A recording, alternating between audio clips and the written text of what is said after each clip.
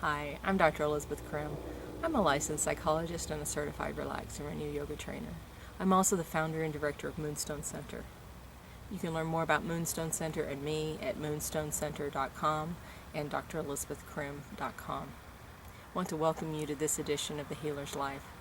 The Healer's Life is a newsletter and video I put out each month to attend to you, the healthcare professional, the educator, the spiritual director, the minister, whatever role you find yourself in where you're attending to the care and needs and wellness and healing of others.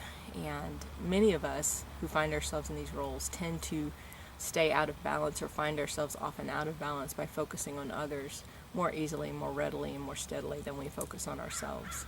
I sadly have to admit that this happened to me toward the end of 2014, and as we came into 2015. I'm not quite back to my full vibrant self yet, but I certainly am getting there. What I discovered is I kind of fell into my old patterns from my childhood of where I'm feeling responsible for everybody, and lost my balance in that. And I think it is easy to get tripped into that because, especially as we enter into middle age and we are professionals and this is what we do and we have families and children and spouses, is that we can very easily get caught up in taking on the care of everyone and forgetting about ourselves. And I did this, I've learned this lesson many, many times. I think that's part of why I repeat it every month, and it is often what I speak to regardless of the topic, is making sure we're breathing, making sure we're having a yoga practice where we attend to body, whatever the way you do that is, spirit, attending to our whole selves. I found myself enjoying the holidays and enjoying the many events that I was involved in through Moonstone, but I got out of balance. I quit taking care of myself and somehow took on that added responsibility of making sure everything's okay for everyone and forgetting me. It's not that we don't want to value work, it's that we do value work, but we also value self-care and the time of quiet and rest and restoration.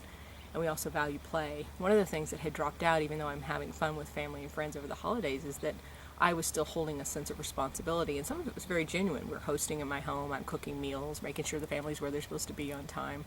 You know, the roles we get into. And there's nothing wrong with those roles. I actually cherish them and would not give them up easily.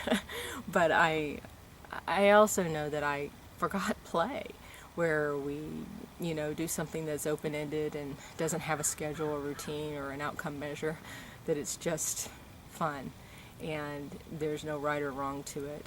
And sometimes it's very spontaneous. Sometimes it's, hey, I want to do this, and we listen to what it is we want to do. Maybe go to that museum, maybe see that movie, go for a walk, go for a ride. One of the things I used to enjoy doing when I was growing up in my small town in the South is we would just go riding around. Even before I could drive, one of my best friends had a car, and she would drive, and we would just drive all over the country roads and in and out around town. And we had a Sonic. You go up and around. It was on a hill, so you could go up and look down, and it was just movement and flow. There was no agenda other than being out and about and having fun and laughing and listening to music. And sometimes I just enjoy getting in my car and driving, even still, if I remember that I do, with no agenda, no destination in mind, just driving. And I've noticed my stepdaughter enjoys the same thing. I can tell because we fill her car up often once she took me on her route, and I was like, wow, things haven't really changed. But the thing is, they haven't really changed even for us as we get older. We still need to go and play and be mindless and have adventure.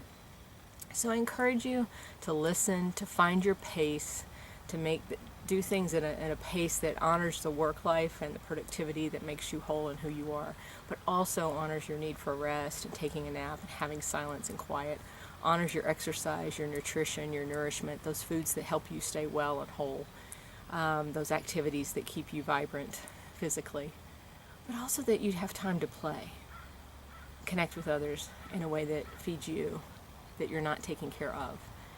It's so essential. It's essential for you and your own health. It's essential for the quality of relationships with your spouse or lover. It's essential for you with your children, and it's essential for you with your patients or students or those you minister to. Go out and have a good time. I'll look forward to talking with you next month. Take care.